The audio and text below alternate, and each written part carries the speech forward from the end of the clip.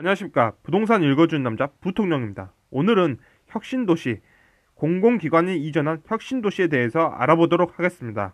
이 광역시 혁신도시와 이 혁신도시에서는 광역시 혁신도시와 도혁신도시가 있습니다. 즉 광역시 혁신도시는 광역시에 존재하는 혁신도시고, 부산 혁신도시, 대구 혁신도시, 그리고 광주 전남의 경우에서는 이 도에 있는 혁신도시하고 광역시 혁신도시 두 개를 합쳐서 빌고 혁신도시로 만들어 놓았습니다. 그리고 울산 혁신도시 이런 식으로 존재하고, 대전 같은 경우에는 세종시가 있기 때문에 이렇게 해서 광역시 혁신도시가 존재하고 있다. 그리고 그 아랫부분에서는 강원도, 충북, 전북, 경북, 경남, 제주 이런 식으로 해서 도혁신도시가 있습니다. 도혁신도시. 그래서 이런 식으로 두 개로 이분화되어 있다라고 생각하시면 됩니다.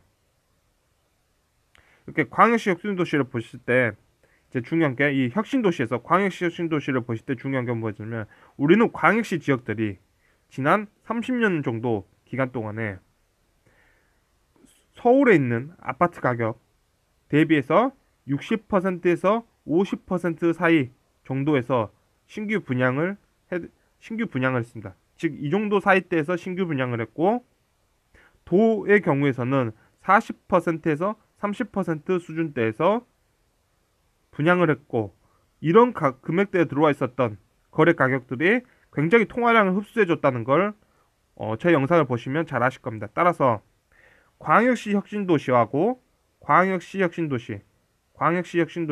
도혁신도시가 있다면, 기본적으로 이 혁신도시는 시너지, 그 주변에 있는 도시와의 시너지를 위해서 만들어진 도시이기 때문에, 지방 분권 그리고 기존에 있던 도시와의 시너지를 만들어져 있는 도시이기 때문에, 기본적으로 이런 광역시 혁신도시가 당연히 더 좋을 수밖에 없고, 그런 것들이 훨씬 더 시너지를 발휘하기가 좋을 겁니다. 따라서 광역시 혁신도시는 혁신도시가 뒤에 붙기 때문에 광역시보다, 우리가 메가시티라고 할 수 있겠죠. 지방의 메가시티. 광역시보다 아파트 가격이 더 높을 수는 없는 거예요. 혁신도시니까. 그 시너지 효과로 만들어진 도시이기 때문에, 따라서 기본적으로 우리가 이런 데가 6점에서 5점으로 보고 있기 때문에, 6점에서 5점. 그런 게 지난 30년 동안 굉장히 통화량을 잘 흡수해줬기 때문에, 그보다 아래인 점수대 하면 4점에서 3점이라고 보시면 되는 거죠. 4에서 3. 그러니까 광역시를 6에서 5라고 보았을 때, 혁신도시는 그와 시너지를 발휘해야 되는 혁신도시, 그런 식으로 공공 이전을 했던 혁신도시는 4하고 3이다. 이때 광역시하고 있는 도시들은 좀 더 4 쪽에 부합할 것이고, 그보다 아래에 있는 이 도혁신도시는, 기본적으로 도혁신도시는 광역시보다 그 밀집도가 높은 도시들은 아니기 때문에, 그보다는 3에 더 근접해 있는 쪽에서 보시는 게 이 평가 점수대로는 더 맞을 거예요. 그래서 지금 현재 정부는 2020년도에 무엇을 해놨냐면, 이 즉 서울 안에서의 어떤 주택 가격들을 어떻게 보고 있냐면 9억에 맞춰놓은 거죠.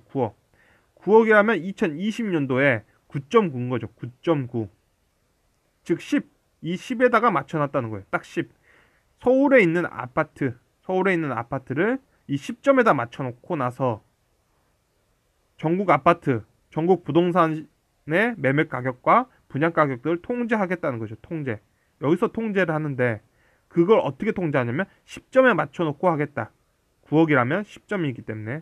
그러면 우리가 혁신도시를 봤을 때 이곳이 9억에 맞춰놨기 때문에 9의 40% 수준인 3억 6천, 9의 30% 수준인 2억 7천을 보시고, 거기에다가 딱 이렇게 상한선 또는 그런 식으로 비교 잣대를 가지고 보셔야 될 거예요. 혁신도시는.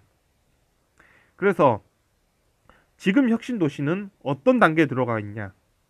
그래서 지금 혁신도시는 어떤 단계냐면, 이 1단계는 2007년부터 2014년까지 어떤 단계였냐면 정착 단계였던 거죠. 공공기관의 정착 단계. 즉 지방 분권화하면서 서울에 있던 부분들을 공공기관들 이전해주는 그 단계가 2014년까지 정착 단계로 가고, 그리고 그게 2015년부터 2020년까지는 정착 단계로 가는 거죠. 그러니까 공공 이전의 정착 단계에서 이제는 산학, 그곳에 들어가서 그곳에 있던 학교라든지 산업과 같이 정착을 하는 단계, 정착을 하는 단계가 2020년까지 보고 있는 거죠. 그런 식으로 보면서 그런 식으로 시간대를 세워가면서 가고 있는 거고, 2021년부터는 어떤 단계로 들어가냐면 이제 혁신도시가 어느 정도 정착에 들어가면 이것들이 혁신하면서 우리가 광주였다면 그 옆에 혁신도시가 만들어지고 빛고울 산단 이런 식으로 만들어지고, 이게 광주하고 시너지를 발휘하는 단계가 2021년부터 시간 테이블상 그렇게 구현되어 있고, 뭐 부산도 마찬가지고 대구도 마찬가지고 울산도 마찬가지고 이런 식으로 간다는 거예요. 그 도시와 시너지를 맞춰가면서 이제 확산돼 간다. 우리가 지방 분권을 만들어 놓고 산업을 서울에 있던 산업으로 옮겨 놓은 것처럼 농거던 것들이 이제는 2021년부터 이게 혁신이 확산돼 가면서 2023년까지 들어가고, 그 이후부터는 사실 정착 단계로 완전히 여기서 정착을 시키는 거죠. 완전한 정착. 지금은 정착에 이런 게 지금까지 2030년까지는 정착에 다는 과정이었다면 그 이제 결막과 시너지가 완전히 이루어진 건 2030년 이후를 보고 있는 건데, 기본적으로 이런 식으로 자꾸 들어간다면 지금 단계는 2020년, 2021년 우리가 이렇게 들어가는 2020년에서 2021년 이런 단계는 기본적으로 산학이 그곳에 있는 지방에 있는 산학과 정착으로 들어가고, 이게 이제 발산하는 초입구라고 보시면 되는 거예요. 초입구다. 혁신도시는 지금이. 그랬을 때 우리는 이제 이렇게 볼 수 있는 거죠. 이게 혁신도시였고, 이제 2020년도부터는 어떤 단계냐면, 이게 우리가 지금까지 본 게 혁신도시에 대한 개념이었다면 지금의 이제 통화량과 정책 그리고 경제 상황을 본다면 우리가 지금까지 어떤 시대를 겪고 왔냐면 14년부터 시작해서 대한민국의 자산 가치가 굉장히 급격하게 오르는 2019년까지 굉장히 급격하게 오르는 과정을 우리는 겪었던 거죠. 굉장히 가파르고 굉장히 숨가쁘게 달려온 거죠. 한 5년 정도를 굉장히 자산 가격들이 올라왔는데, 이제는 어떤 단계로 들어가냐면 기본적으로 2020년도부터는 투자적 목적으로 들어갔던 시대보다는 이제 실거주의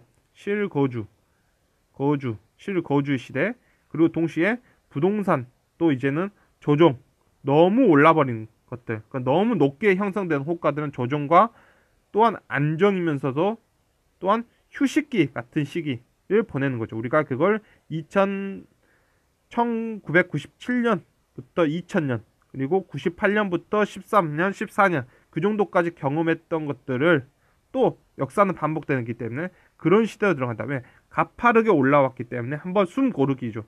숨을 고르고 가야 되는, 휴식을 좀 하고 가야 되는 시기에 돌입했기 때문에 기본적으로 혁신도시가 굉장히 이제는 뭐 산학이 정착하고 그거 혁신이 발전하는 단계로 들어간다 하지만, 기본적으로 대한민국 자체가 이 서울이라든지 광역시라든지 너무 올라가 버린 것들에 대한 휴식이 필요하기 때문에 그런 단계로 들어갔기 때문에 혁신도시도